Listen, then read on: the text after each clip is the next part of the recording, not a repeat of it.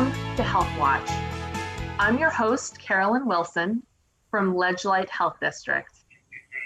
The goal of this program is to bring you information on a wide range of interesting and important health topics and to introduce you to the people doing great work across the community. Today, I'm joined by Vernon Skau, Fire Marshal for the City of New London, and we will be talking about fire safety. Vernon, welcome to the show. Great to be here. Thanks for having me on your show today. So let's get started talking about your career path. You are the Fire Marshal for the City of New London. Tell me how long you've been doing it and how you got there. Well, I have a unique story on a career path. Matter of fact, it's a very unconventional way that I reached the position of Fire Marshal. I actually started in the business career. I was an account manager for a very large printing company. At the time, it was the largest company in the United States. I was an account manager, and I managed all aspects of the production and distribution of a weekly news magazine. While doing that, I also worked part-time as a deputy fire marshal in the community that I lived. And over the course of time, I realized that I really, really love my part-time job, and I really don't like my full-time job. As fate would have it, 20 plus years ago, the company that I was working for decided to close its doors in Connecticut. So I had a major life's choice to make at that point. I had either to answer or to stay with the company, move to another state, or I had a job offer with the customer at that particular time and take a job in New York City, or the third decision was to do something else. Again, as fate would have it, at the same time, I read in the paper that the New London Fire Department was hiring a fire inspector. So I applied for that, was offered that position, and I, almost 20 years ago, took the job as the fire inspector. For the last 6 years, I've had the privilege of being the fire marshal. It was a unique way that I got to the position here in New London, but I think the foundation that was laid in business was a perfect foundation for the position of fire marshal. That's really interesting. You don't hear that too often. I think that's really, really interesting. So for some people who are watching, they may not know, what does a fire marshal do? Well, this is where I'm gonna bring in the PowerPoint. So the fire marshal position has two real primary functions.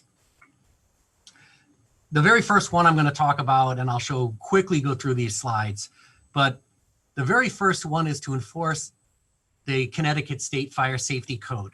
Now you can do this, there's two different avenues for this that are required. First of all, we review all plans for construction of new properties, and all of those properties that are not single family homes.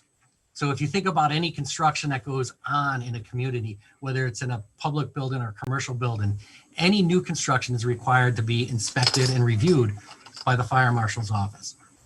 Along with that, fire safety code inspections are required to be done in existing buildings.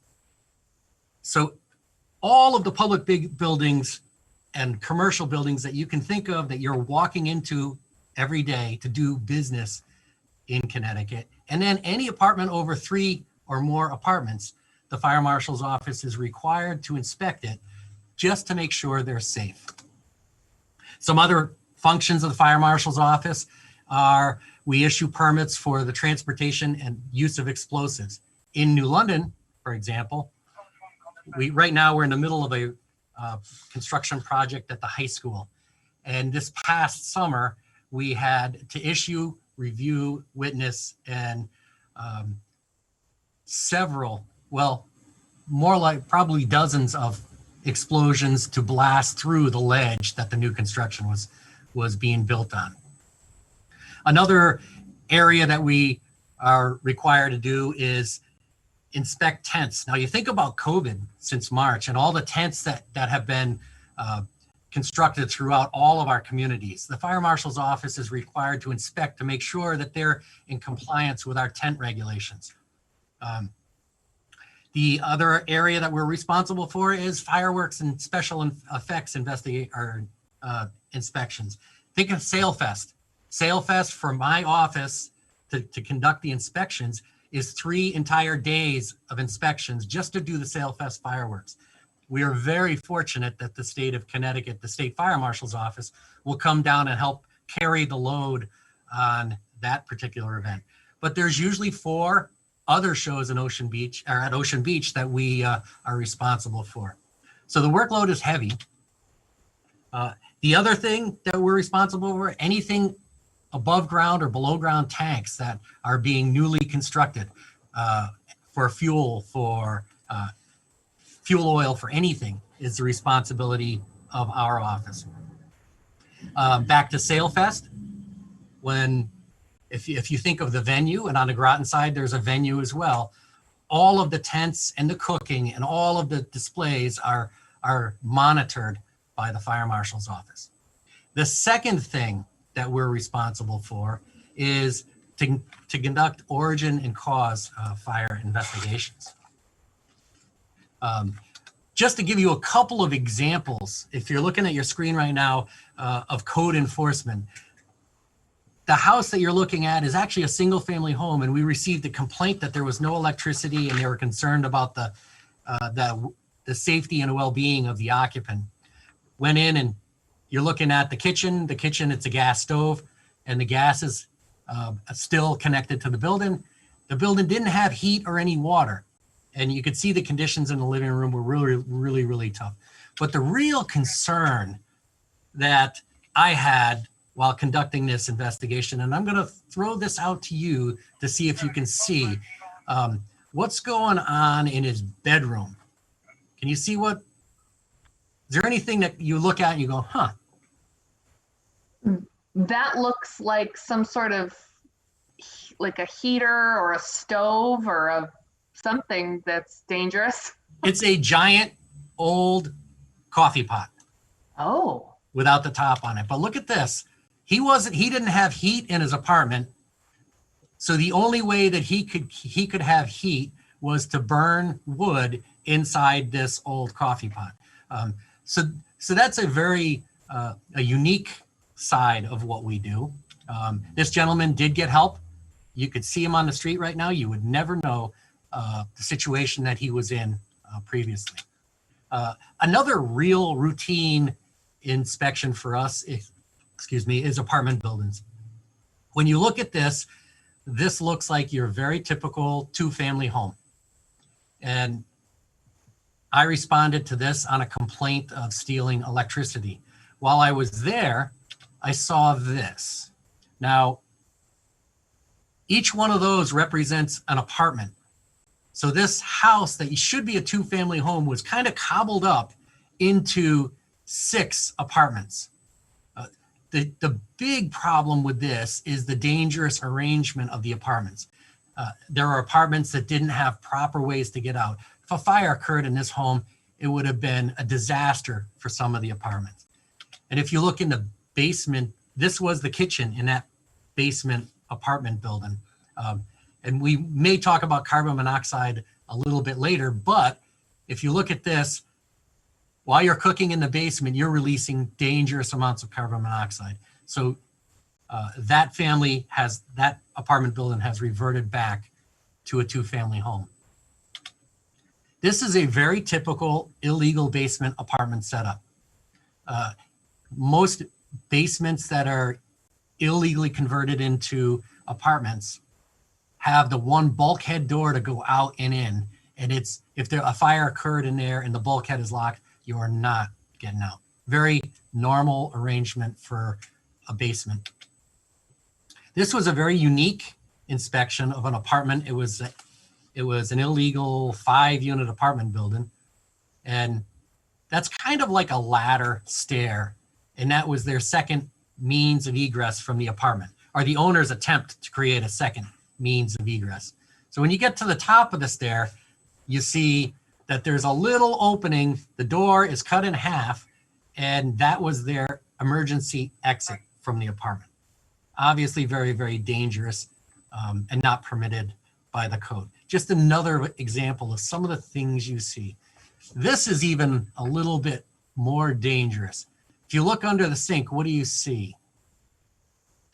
Look close. It's in the circle. I see. It looks like a propane tank and Yep. oil. Yep. Propane tank is which I want you to keep your eye on. Under the sink, there are 3 propane tanks. And next to the sink was the gas grill, 2 more propane tanks, and there was 2 more propane tanks on top of the refrigerator. This particular apartment had the gas shut off, and they ended up bringing in their gas grill. So they were cooking on their gas grill inside the apartment. Obviously, very, very dangerous on a number of different aspects.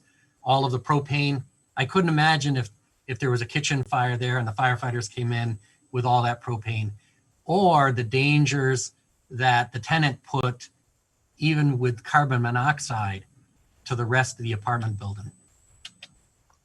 This is a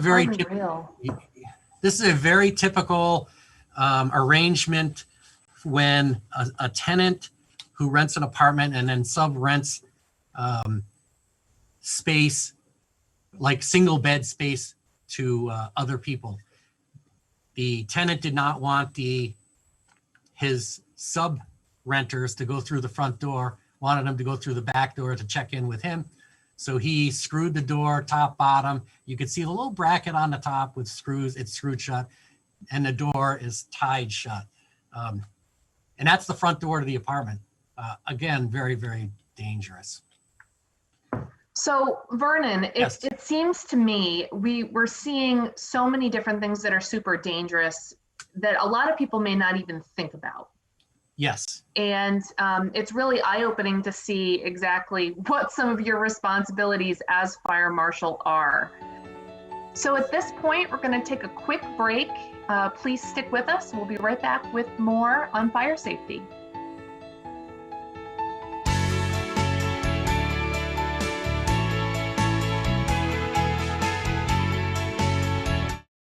Spending time outdoors has never felt more valuable.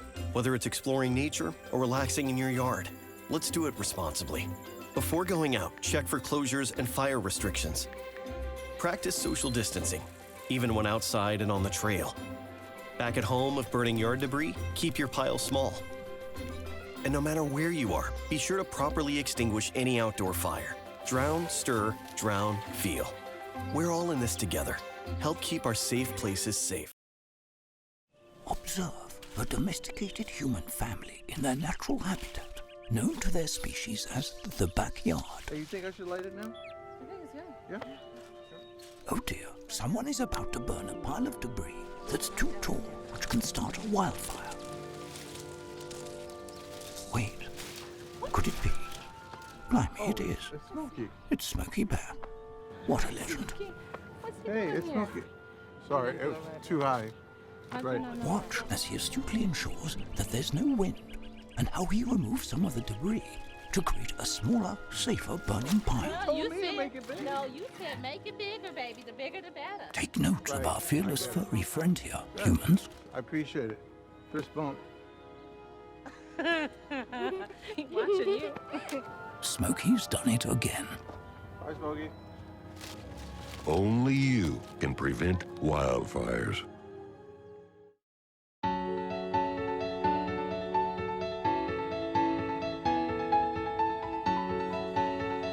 Hi, everybody, and welcome back to Healthwatch. I'm here today with Vernon Skau, who is the fire marshal for the City of New London. And before the break, we were talking about all the different things that fire marshals do and all the different considerations that they deal with on a daily basis. I now want to talk about fire safety and fire prevention. Vernon, can you tell us a little bit about some of the biggest causes of house fires and what we can do to prevent them? A great question. I'm going to talk, first of all, nationally. The largest cause of fire is almost 50% of all of the fires that all the fire departments go to nationwide. That's 189,000 building fires. It results in 170 deaths annually, 3,300 injured, and more than $443 million worth of damage. So it's a huge, huge number. And that is caused by cooking fires. It sounds really, really simple. 50% of the fires in New London are cooking fires. Ultimately, what can we do to prevent that? And I think the simplest way to deal with that is to really pay attention when we're in the kitchen, when you're cooking on the stove, when you're using the broiler or the stove function. Don't leave the kitchen. So the best advice that I could give in order to combat this problem is to pay attention when you're in the kitchen. Anytime you're cooking on a stove, anytime you're broiling anything in your oven, pay attention. Stay in the kitchen. When you're in the kitchen, make sure you have a pan, a cover for the pan that you have on the stove. Keep that nearby. The pots, the handles themselves, if you move them towards the center, that'll prevent knocking them off if you walk by, or a child reaching up and grabbing them. Most of our injuries locally in New London regarding stovetop fires are burn injuries from after the fire is out. If you have a small stovetop fire, put the cover on the pan, shut the burner off, let it cool. Most everybody will put the cover on the pan, shut the burner off, and then they immediately walk over and bring it to the sink to want to cool it off. What happens when you pour water on a grease fire? Let me ask you that question. I don't think anything good happens if you do that. Why don't you show me? I will do that. Most of our injuries are a result of what I'm going to show you, and then we'll talk about it as soon as we show it. So what we are going to look at here is actually a training fire. That you can see the mannequin to the left of the stove. A firefighter is going to pour 1 cup of water on that fire, and I'm going to just play it, watch it, and then we're going to have a conversation about it. I put about a cup, about 1.5 cups of water on this. Simulate the occupant or the homeowner pouring. Everybody ready? Cameras? Yep. Okay.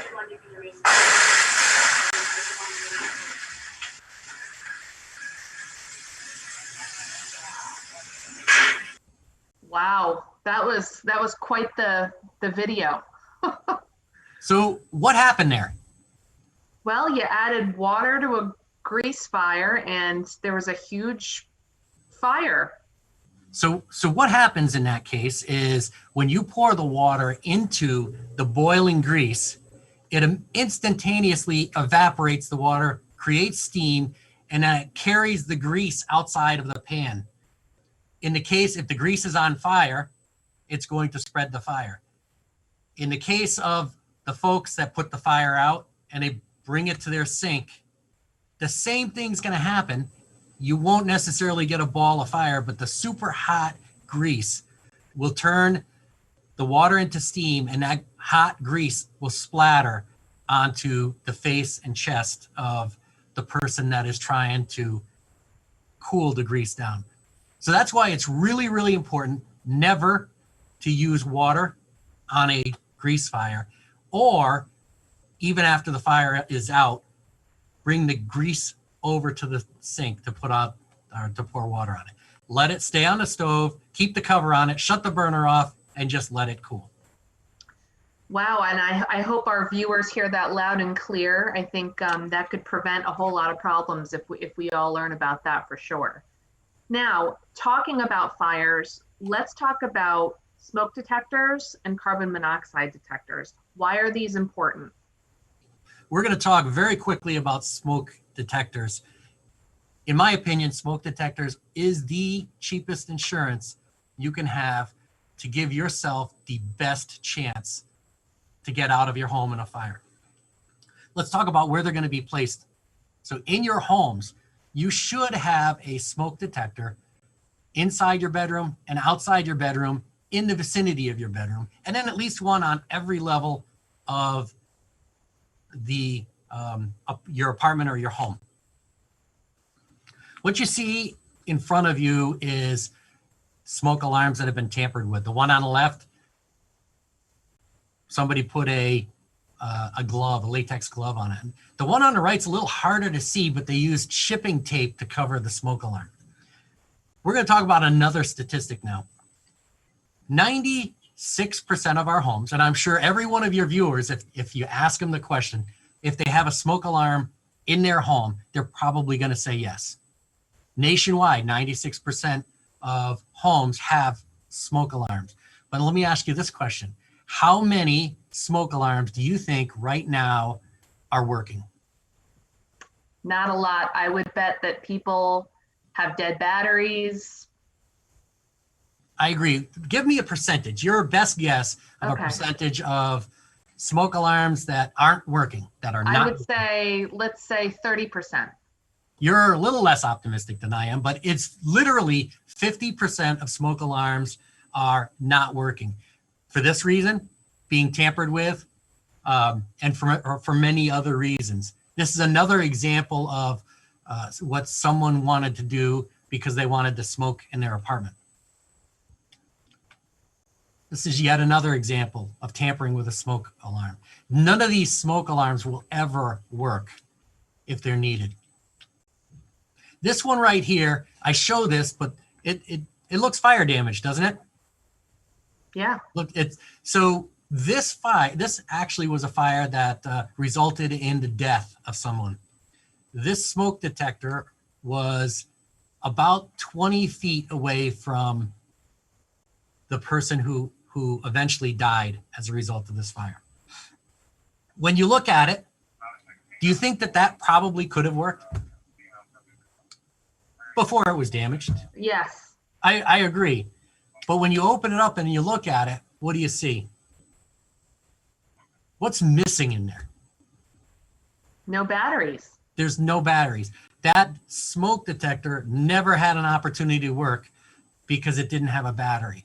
I'm certainly not saying that if this battery were in this smoke detector, that person would have survived. But don't you think that person would have had a better chance if the smoke detector that's less than 20 feet away from the deceased would have a chance to survive that fire? That's why I'm very passionate about smoke alarm. Cheap insurance. Pay attention to them. Test your smoke detectors. Replace the batteries. And I'm going to close out of this right now. Well, in terms of prevention, and everybody who watches Healthwatch knows that my number one passion is prevention, all different kinds of health prevention. And I'm so glad we got a chance to talk about the importance of batteries and smoke detectors, because I will agree with you that I think that that's one of the most important things that people can do to keep themselves safe in their homes. I agree. So let's talk a little bit about some other safety tips, carbon monoxide and other winter safety tips. How can people stay safe? The easiest way on carbon monoxide is to have a carbon monoxide alarm. If you install them into very similar locations as your smoke detectors, inside and outside the bedrooms, and one on every level of the home. The one thing you want to do is you want them in the area where you have appliances that will burn a fuel, like your boiler. But you want them about 15 feet away so you don't get false activations. There are low amounts of carbon monoxide that could be released occasionally, so you don't want false activations on carbon monoxide. Now, the one question that's always asked is, do you put the carbon monoxide high or do you put it low? It's the ongoing debate in the science world, but the carbon monoxide is very, very close to the weight of air. It's just slightly heavier. So the common logic in the science community is put them where the smoke detectors are, put them in the same location. It mixes very well with air. So early days of carbon monoxide, they wanted you to put them low, then they wanted you to put them high. But it's been scientifically proven to install the smoke alarms in the area of the smoke, or carbon monoxide alarms in the area of the smoke alarms. And that'll be your best bet. Any appliance that burns a fuel has the ability to give carbon monoxide off. Obviously, all of us have heard in school, carbon monoxide is tasteless, it's odorless. If you don't have a carbon monoxide alarm, you won't know if you have carbon monoxide in your home. So it's very, very important to have a carbon monoxide. Winter safety tips. Great time of year to talk about the primary areas that we can have safety. First of all, any heating appliances, if you're going to use a space heater, space heaters are not designed to be plugged into an extension cord. They're designed to be plugged right into the wall receptacle. So if you can remember that, space heaters should have 3 feet of clearance from anything combustible around them. Very, very important to remember. And I would suggest that you get a more modern version of a space heater. The modern versions have a tip over protection. So if they get knocked over, they will shut off. Older versions, if they get knocked over, that could cause a fire. So very important. If you're going to burn wood, make sure when you remove your ash that you use it in a metal container and you keep it away from your home or your apartment. And never put it up against the house or on your deck. That would be certain for a fire. Those are great tips, and it seems so basic when we talk about these things, but I think that it's easy things for people to forget. So I really appreciate you going over all of these important safety tips. I think that's all the time we have for today. I want to thank you so much for joining me today. I learned a lot, and I hope our viewers did too. I want to thank everybody for tuning in, and we hope to see you right back here next time on Healthwatch.